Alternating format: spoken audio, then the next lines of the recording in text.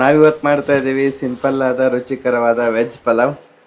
ಏನೇನು ಇಂಗ್ರೀಡಿಯೆಂಟ್ಸ್ ಬಳಸ್ತಾ ಇದ್ದೀವಿ ಅಂದರೆ ಆನಿಯನ್ನ ಕಟ್ ಮಾಡ್ಕೊಂಡಿದ್ದೀವಿ, ಮತ್ತು ಚಿಲ್ಲಿ, ಮತ್ತು ಟೊಮ್ಯಾಟೊ, ಮತ್ತು ವೆಜಿಟೇಬಲ್ಸ್ ಹೂಕೋಸು, ಆಲೂಗಡ್ಡೆ, ಸ್ವಲ್ಪ ಪನ್ನೀರ್, ಸ್ವಲ್ಪ ಬಟಾಣಿ, ಹಾಗೆ ಮಸಾಲೆ ಪದಾರ್ಥಗಳು.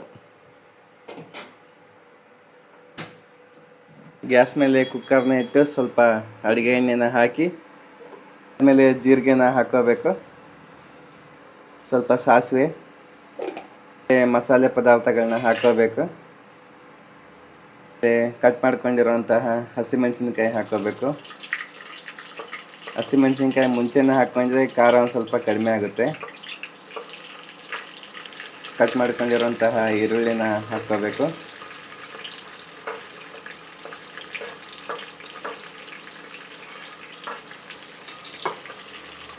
ಆಮೇಲೆ ಸ್ವಲ್ಪ ಕೈ ಹಾಕಬೇಕು.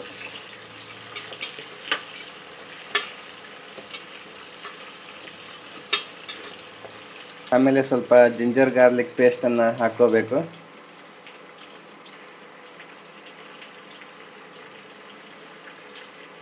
ಮಾಡ್ಕೊಂಡಿರುವಂತಹ ವೆಜಿಟೇಬಲ್ಸ್ನ ಹಾಕೋಬೇಕು. ಆಲೂಗಡ್ಡೆ, ಹೂಕೋಸು,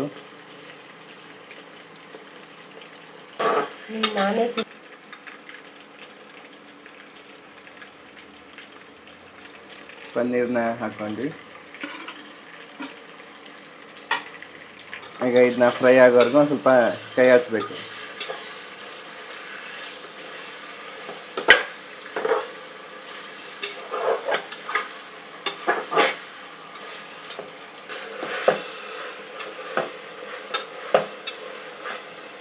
ಸ್ವಲ್ಪ ಪುದೀನನ ಮಿಕ್ಸಿಗೆ ಹಾಕಿ ರುಬ್ಕೋಬೇಕು.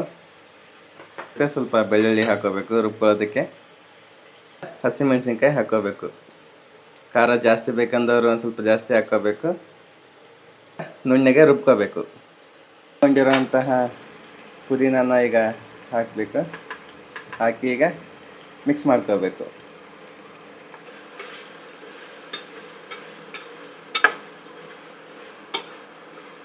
ಇದು ಸಿಂಪಲ್ ಆದ ವೆಜ್ ಪಲಾವ್. ಮೇಲೆ ಹಸಿ ಬಟಾಣಿನ ಹಾಕೋಬೇಕು.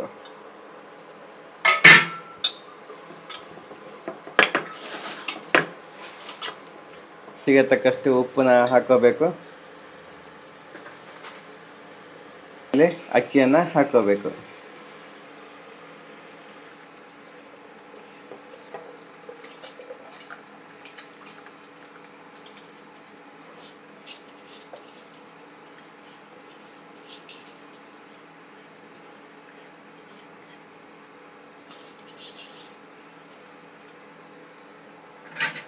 ಈಗ ಒಂದು ಸ್ವಲ್ಪ ಕೈ ಆಡಿಸ್ಕೊಂಡು ಸ್ವಲ್ಪ ಕುದಿ ಬರೋದಕ್ಕೆ ಬಿಡಬೇಕು. ಸ್ವಲ್ಪ ಕುದಿ ಬರ್ತಿದ್ದಂಗೆ ಕುಕ್ಕರ್ನ ಮುಚ್ಚಿಬಿಟ್ರೆ ಚೆನ್ನಾಗಿ ಬಾಯ್ಲ್ ಆಗುತ್ತೆ.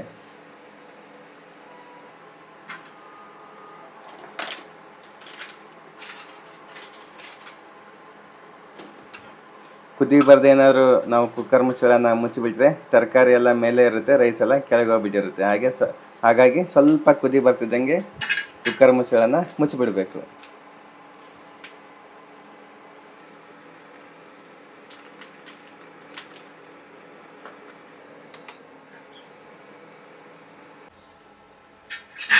ಒಂದು ಸರಿ ಕೈ ಆಡಿಸಿ ಈಗ ಕುಕ್ಕರ್ ಮುಚ್ಚಳನ ಮುಚ್ಚಿಬಿಡೋಣ.